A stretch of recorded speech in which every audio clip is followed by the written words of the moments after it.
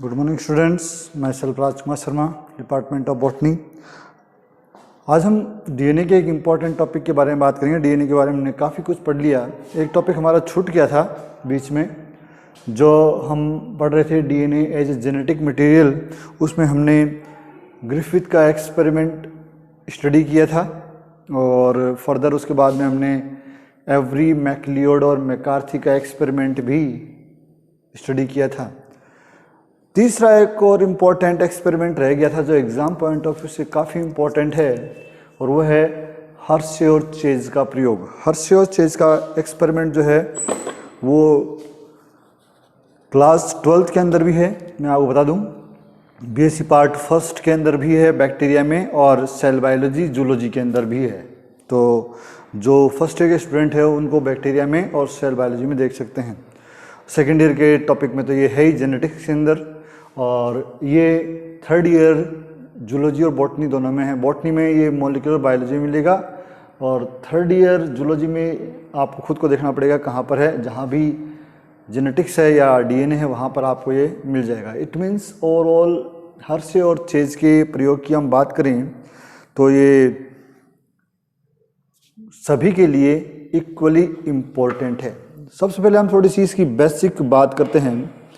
AD Hershey और Martha सी chase, उन्होंने 1952 और 50 दोनों में प्रयोग किया, और उनका प्रदर्शन जो है, परिणाम जो है वो 1952 में प्रस्तुत किया।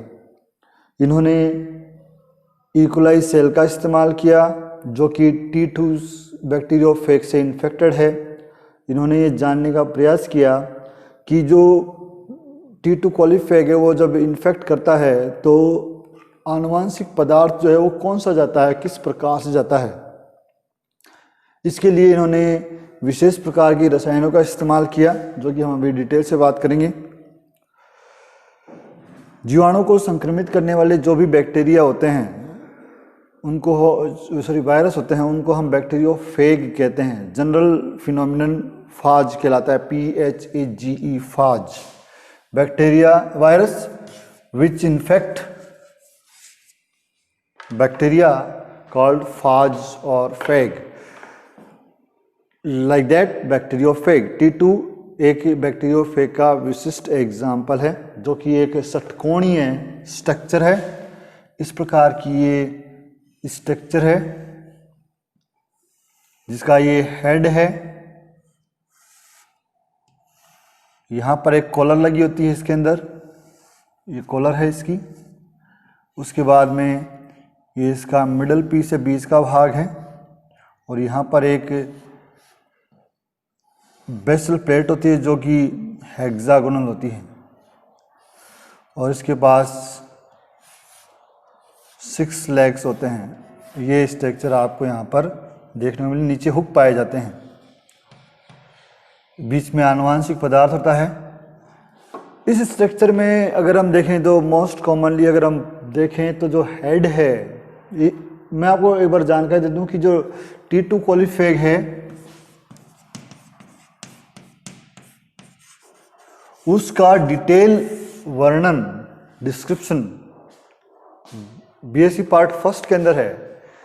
इसलिए इसके डिटेल स्टडी के लिए हमें वो वीडियो बनाना होगा और आपको वॉच करना होगा।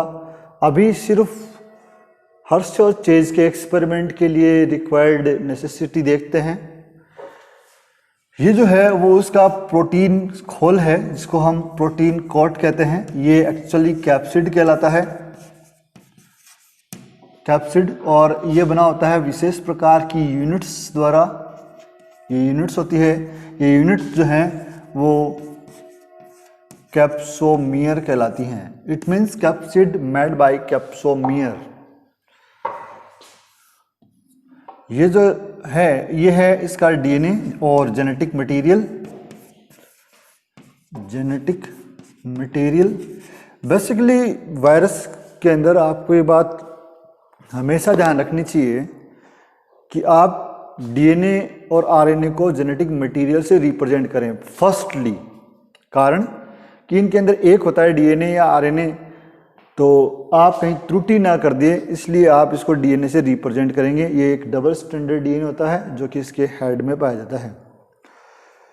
हर्शे और चेज ने अपने एक्सपेरिमेंट के लिए विशेष प्रकार के रेडियो आइसोटॉप का इस्तेमाल किया।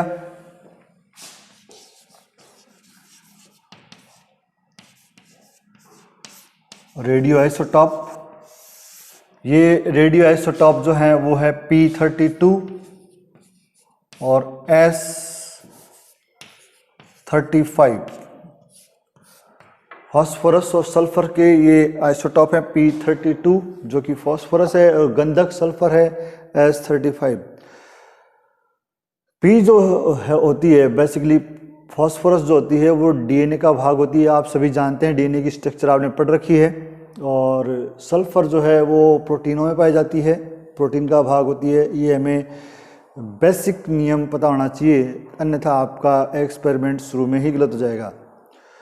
तो इन्होंने क्या किया अपने एक्सपेरिमेंट में कि इन्होंने कल्चर मीडियम इस प्रकार का लिया कि जिसमें या तो P32 हो या फिर S35 हो रेडियो एक्टिव, और उसके अंदर इन्होंने ई कोलाई को ट्रांसफ़र कर दिया, ई कोलाई सेल को ट्रांसफ़र कर दिया। तो जिस मीडियम में सेल को रखा गया उसका आइसोटॉप उस सेल के अंदर आ गया, और वो सेल जो है वो रेडियो एक्टिव हो गई। ये समस्थानिक तत्व माध्यम से जीवाणु के विभिन्न घटकों में अटैच हो जाते हैं, और जब T2 जीवाणु भोजी का इनके द्वारा संक्रमण किया जाता है तो ये जो रेडियो एक्टिव समस्थानिक हैं वहाँ पर पहुँच जाते हैं।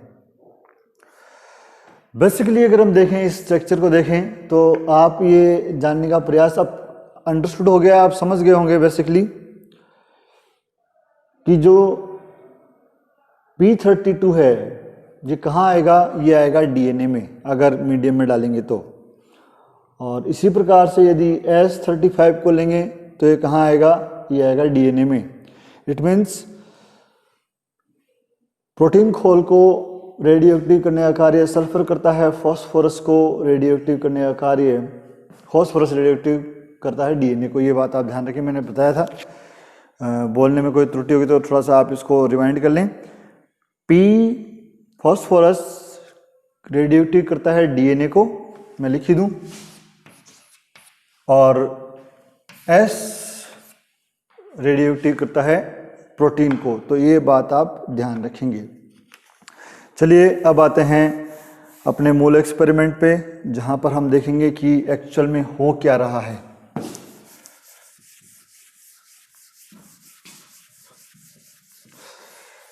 अभी तक जो मैंने बोला है वो आपको थ्योरेटिकली मिल जाएगा, कोई हार्ड पार्ट नहीं है, सिर्फ आपको ध्यान देना होगा। और मेनली सिर्फ दो ही बातें आपको ध्यान रखनी है।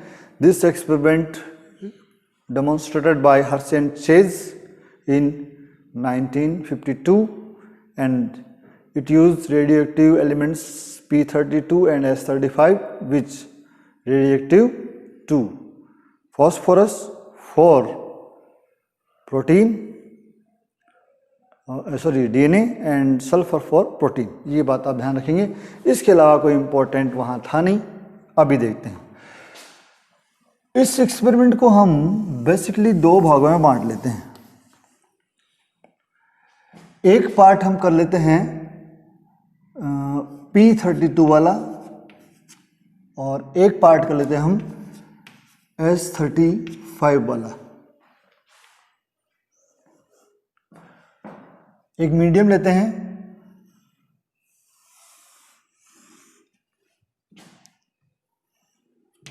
इस मीडियम में कल्चर मीडियम भरा जाता है। पहले हम P32 की बात करते हैं, फास्फोरस की बात करते हैं। सॉरी, थोड़ी सी इजीनेस के लिए पहले हम इस भाग का अध्ययन करेंगे जिससे आप कंपैरिजन कर पाए। अगर P32 पहले कर लेंगे तो कंपेयर नहीं कर पाएंगे, इसलिए पहले इसको देखते हैं। ये कल्चर मीडियम है जिसमें हमने S35 डाल दिया है। इसमें आपने अब ई कोलाई की सेल्स भी पुट कर दी है और बैक्टीरियोफेग को ग्रो करने के लिए छोड़ दिया है। मैंने आपको स्टार्टिंग में बताया कि जो सल्फर होती है वो प्रोटीन का भाग होती है, तो ये जो बैक्टीरिया होगा, यहाँ पर बैक्टीरियोफेग होगा, अगर हम इसको देखें तो इसका जो प्रोटीन खोल है वो कैसा हो जाएगा, रेडियो एक्टिव। इसको हम रेडियो एक्टिव शो करते हैं। तो radio active protein coat, radio active protein coat.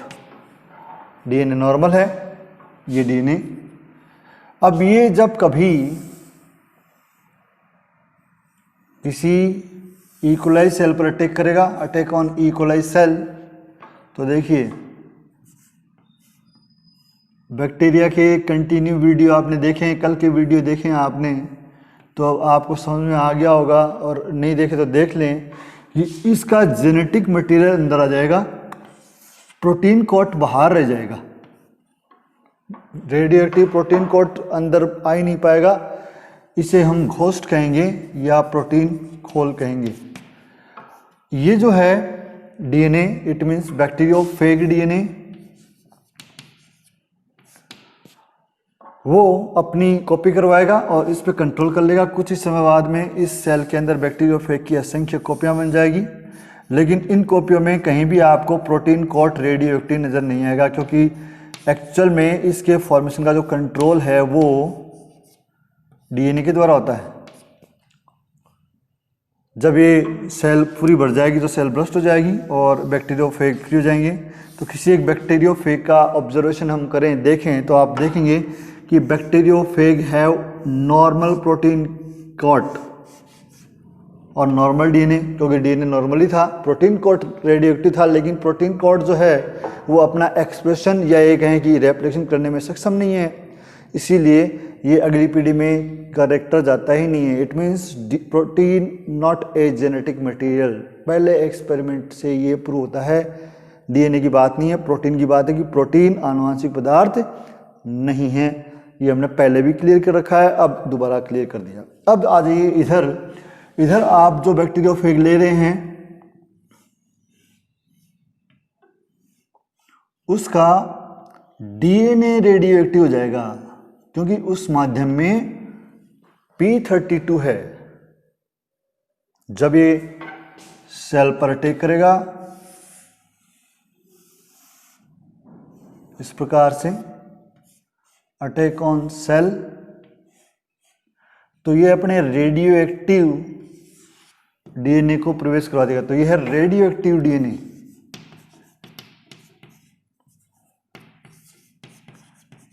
ये रेडियो एक्टिव डीएनए अब इस कोशिका में अपना निर्माण करवाएगा, नया बैक्टीरियोफेग बनेगा।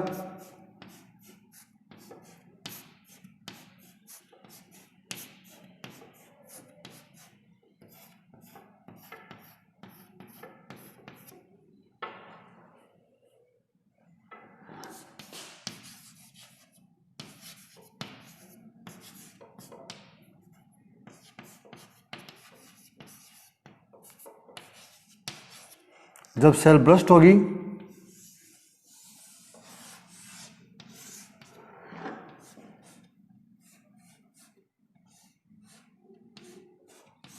तो उसमें रेडियो एक्टिव डीएनए मिलेगा।